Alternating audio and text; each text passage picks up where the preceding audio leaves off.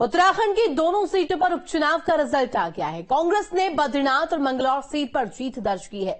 मंगलौर से काजी निजामुद्दीन ने जीत का परचम लहराया और करतार सिंह बढ़ाना को शिकस्त दी है, तो वहीं बद्रीनाथ सीट से लखपत बुटोला जीते हैं।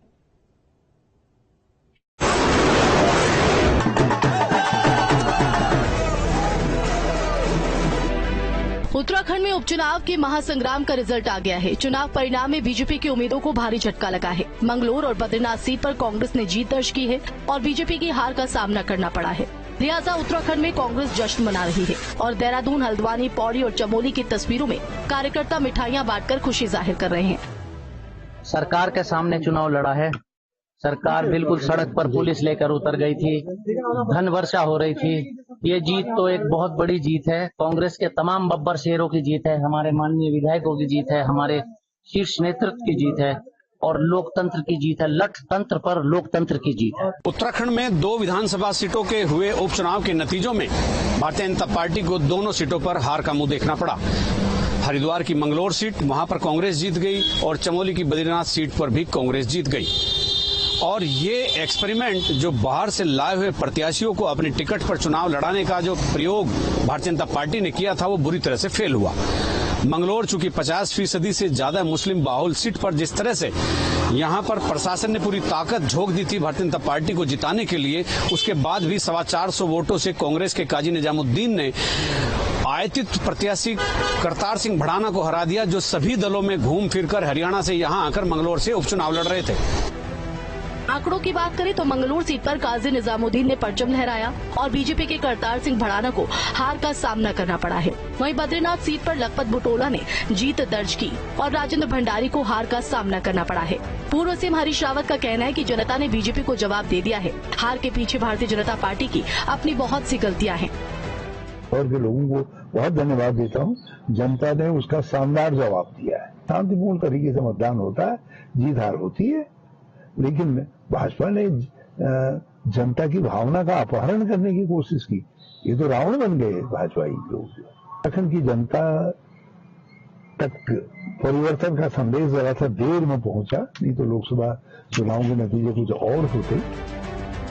कांग्रेस प्रदेश अध्यक्ष करण माहारा ने उपचुनाव में जीत पर खुशी जाहिर की और इशारों ही इशारों केदारनाथ सीट का भी जिक्र किया। उन्होंने कहा कि बद्रीनाथ तो झांकी है, केदारनाथ बाकी है। बच्चों पर लाठीचार्ज, पेपर घोटाले, अंकिता को न्याय नहीं, उसके बाद भी बेशर्मी और ढिठाई। दोनों सीटों पे जीत के बाद मतलब आपका कैलकुलेशन क्या है? आपने पहले दिमाग में था, ये फीडबैक आ गया था या इत्तेफाक है? देखिए नहीं, मैंने आपसे पहले भी कहा था कि बद्रीनाथ तो हम जीत रहे। मंगलौर में हमको थोड़ा परसों के बाद, वोटिंग के बाद थोड़ा डर था। जिस तरीके से बीजेपी और पुलिस ने काम किया वो निंदनीय था, वो अलोकतांत्रिक था। पुलिस ने रक्षक की जगह भक्षक की भूमिका निभाई थी, वो बहुत ही खराब था। लेकिन उसके बावजूद भी चाहे कम अंतर से जीते, लेकिन हम जीते हैं। इसके लिए मैं वहाँ के आवाम को बहुत बहुत धन्यवाद देता हूँ। अभी तो भगवान केदार के यहाँ भी जाना है सबको। देखिए, बद्रीनाथ एक झांकी है, केदार अभी बाकी है। हे केदार बाबा, तू भी न्याय करना। चलिए, बहुत धन्यवाद। मेरे साथ देखिए करण महाराज जी थे, तो उन्होंने केदारनाथ में होने वाले उपचुनाव के लिए भी एक संकेत दे दिया है कि बद्रीनाथ तो एक झांकी है, केदारनाथ बाकी है। बीजेपी को दोनों सीटों पर हार का सामना करना पड़ा, लिहाजा पार्टी हार की समीक्षा करेगी। महेंद्र भट्ट का कहना है कि उन तमाम तथ्यों पर मंथन किया जाएगा जहां पर कमी रह गई है।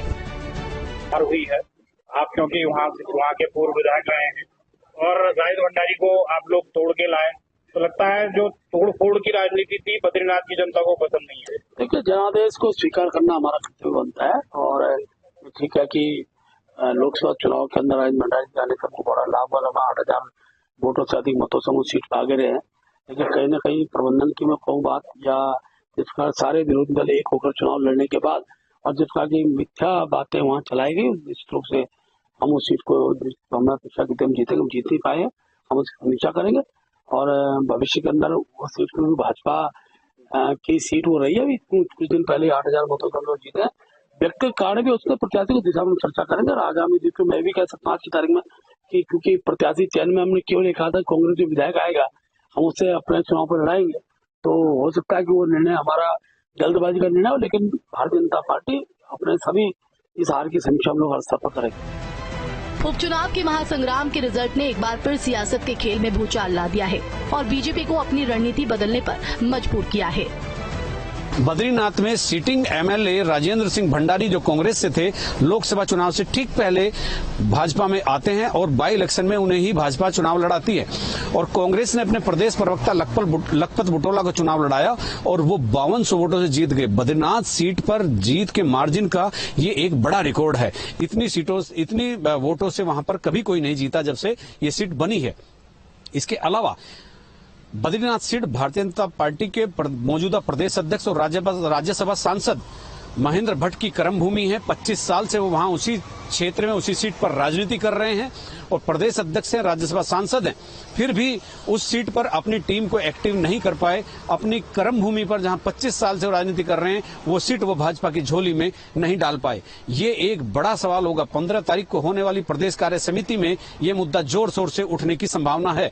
उधर कई नेताओं के इशारों में कई नेताओं ने कहा कि अगर बाहर से प्रत्याशी आते रहेंगे तो कार्यकर्ताओं का जो मनोबल है वो डाउन रहेगा, कार्यकर्ता कभी सक्रिय नहीं होगा। अपने सहयोगी कैमरामैन सोनी कुमार के साथ न्यूज स्टेट के लिए देहरादून से अजीत सिंह राठी।